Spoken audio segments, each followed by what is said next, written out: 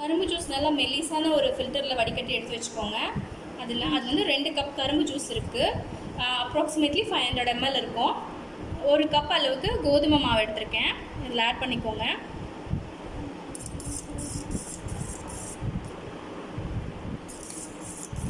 கட்டி இல்லாமல் கரைச்சிக்கணும். அது கூடவே 1 கப் அளவுக்கு வெல்லம் திருகி எடுத்து அளந்துக்கலாம். சப்போஸ் கரும்பு ரொம்ப தித்திப்பு கம்மியாக இருந்துச்சுன்னா ஒரு 1.5 கப் அளவுக்கு நம்ம வெல்லம் எடுத்துக்கலாம். இது நல்லா கட்டி இல்லாமல் கரைச்சிக்கணும்.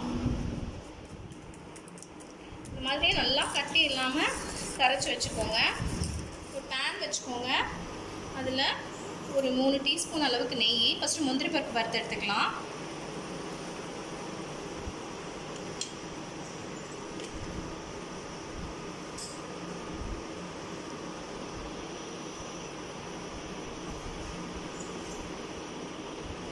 நெய் கொஞ்சம் சூடானோடனே முந்திரி பருப்பு இதில் ஆட் பண்ணிக்கோங்க.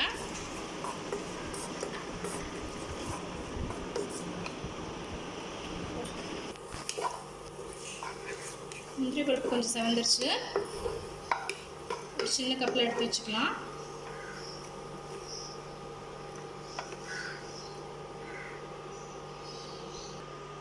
அந்த முந்திரி பருப்பு வறுத்த பேன்லேயே நம்ம கரைச்சி வச்சுருக்கோம் இல்லையா, கரும்பு, வெல்லம், கோதுமை மாவு எல்லாத்தையும் ஒன்றா ஆட் பண்ணிக்கோங்க.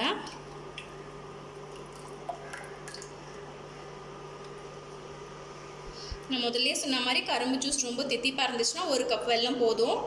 சப்போஸ் தித்திப்பு கம்மியாக இருந்ததுன்னா 1.5 கப் வெல்லம் எடுத்துக்கோங்க. சர்க்கரை யூஸ் பண்ணியும் செய்யலாம். பட் வெல்லம் வந்து நல்லா ஹெல்தி உடம்புக்கு, அதனால தான் வெல்லம் யூஸ் பண்ணி செய்கிறோம். இதை நல்லா கைவிடாமல் கலந்துக்கிட்டே இருக்கணும். ஒரு 2 மினிட்ஸில் நல்லா கெட்டியாயிடும். பார்த்திங்கன்னா ஒரு 2 மினிட்ஸ்க்குலாம் உங்களுக்கு கொஞ்சம் கெட்டியாக ஆரம்பிச்சிடும். மீடியம் ஃப்ளேம்லேயே வச்சு நல்லா கலருங்க. நல்லா கெட்டியாகி அல்வா பதம் வரணும். கட்டி தட்டாமல் கொஞ்சம் கலந்துக்கிட்டே இருங்க. கட்டி இல்லாமல் நல்லா கலந்துக்கிட்டே வரணும். நல்லா கெட்டியான ஸ்டேஜ் வந்த பிறகு கொஞ்சம் நேரம் அப்படியே மீடியம் ஃப்ளேம்லேயே வச்சு நல்லா கலந்துக்கிட்டே இருங்க. பேன்லேருந்து ஒட்டாமல் வரணும். பேன் ஆன் பண்ணிவிட்டு ஒரு 3 டீஸ்பூன் அளவுக்கு சர்க்கரையை நம்ம கேரமலைஸ் பண்ணிக்கலாம். தண்ணி எதுவும் ஆட் பண்ண வேண்டாம்.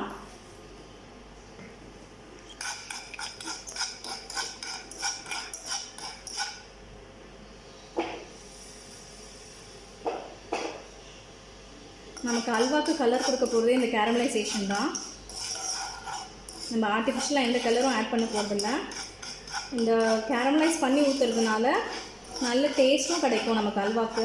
பார்த்திங்கன்னா சர்க்கரை கரைய ஆரம்பிச்சிருச்சு.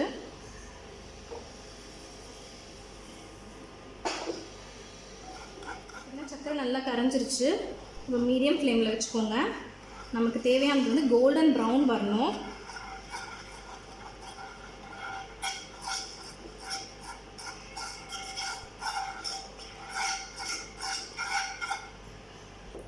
பார்த்திங்கன்னா தேன் மாதிரி வந்துட்டு பாருங்கள். இதுதான் நம்மளோட ஸ்டேஜு.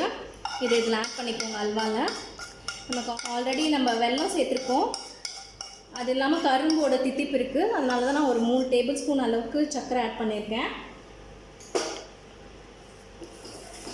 இதை நல்லா சேர்த்துட்டு இதோடு மிக்ஸ் பண்ணி விட்டுக்கோங்க.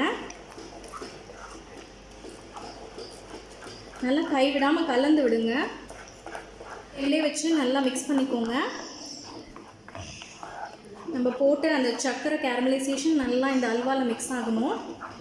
பார்த்திங்கன்னா இப்போ தான் கொஞ்சம் கொஞ்சமாக பேன்லேருந்து விட்டு வர ஆரம்பிக்குது. இந்த மாதிரி நல்லா திரண்டு வரணும். பார்த்திங்கன்னா நல்லா பேனை விட்டு செப்ரேட் ஆகி வருது. இந்த ஸ்டேஜில் நெய் ஆட் பண்ணிக்கலாம். நெய் அவங்களோட விருப்பம் தான், கூட குறைச்சி யூஸ் பண்ணிக்கலாம். இதுக்கு கம்மியான நெய்யே போதும், ரொம்ப நெய் தேவைப்படாது.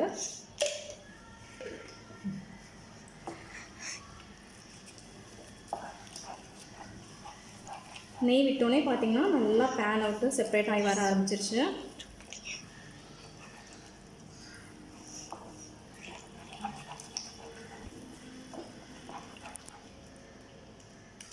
இந்த ஸ்டேஜில் கொஞ்சமாக ஏலக்காய் தூள், ஒரு 1/4 டீஸ்பூன் ஏலக்காய் தூள் ஆட் பண்ணிக்கலாம்.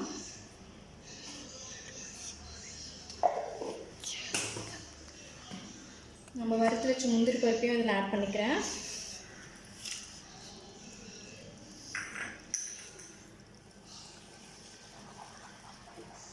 மீடியம் ஃப்ளேம்லேயே நம்ம இந்த டிஷ்ஷை ஃபுல்லாக குக் பண்ணி எடுத்துக்கிட்டால் ரொம்ப நல்லது. அப்போ தான் நமக்கு கட்டி இல்லாமல் நல்லா வரும். பொங்கல் முடித்து எல்லோரும் கரும்பு வாங்கி வச்சுட்டு என்ன பண்ணுறதுன்னு யோசிப்பீங்க. இந்த மாதிரி கரும்பு ஜூஸ் போட்டு அல்வா செஞ்சிட்டிங்கன்னா குழந்தைங்களுக்கும் ரொம்ப பிடிக்கும்.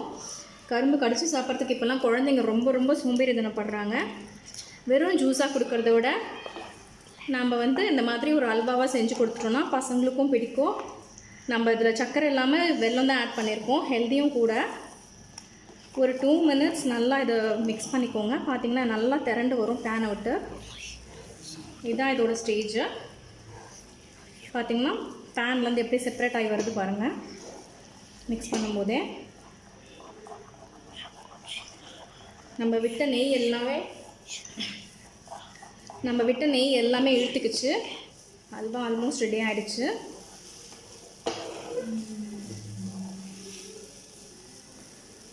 இறக்கிறதுக்கு முன்னாடி ஒரு 2 டேபிள் ஸ்பூன் நெய் விட்டுட்டு நல்லா மிக்ஸ் பண்ணி விட்டுக்கோங்க.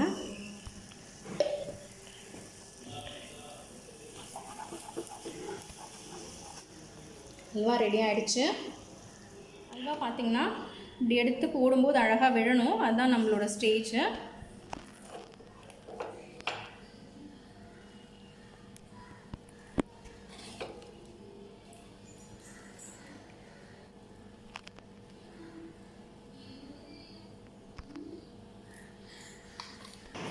அண்ட் அல்வா ரெடி ஆகிடுச்சு.